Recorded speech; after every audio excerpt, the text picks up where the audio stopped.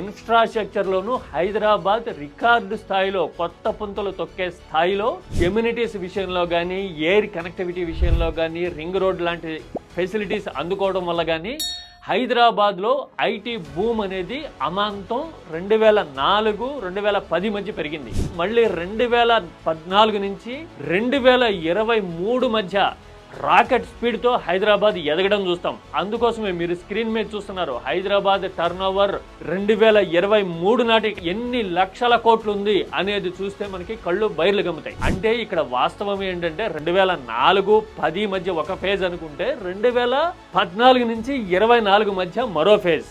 ఈ రెండింటి వల్ల హైదరాబాద్ పెరిగిన మాట వాస్తవం.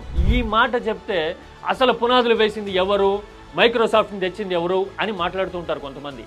ఎస్, మైక్రోసాఫ్ట్ ఎలాంటి పరిస్థితుల్లో వచ్చింది, ఎందుకు వచ్చింది అనే దాని మీద నేను ఆల్రెడీ ఒక వీడియో చేశా.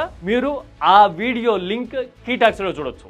అందులో మొత్తం డీటెయిల్స్, వాస్తవాలు పిన్ టు పిన్ ఉన్నాయి. ఒకవేళ ప్రపోజల్స్ తయారు చేయడమే విజను అని వాదించే వాళ్ళు ఉంటే కనుక వాళ్ళకి ఒక్కటే సమాధానం. హైదరాబాద్లో మొదట ఐటీ కంపెనీ స్టార్ట్ అయింది 1986లో బేగంపేటలో. ఆ తర్వాత సైబర్ టవర్స్ నిర్మాణం మొదలైంది 1991లో నేదురుమల్లి జనార్దన్ రెడ్డి హయాంలో. మరి సైబర్ టవర్స్ కట్టింది జనార్దన్ రెడ్డి అని ఒప్పుకుందామా?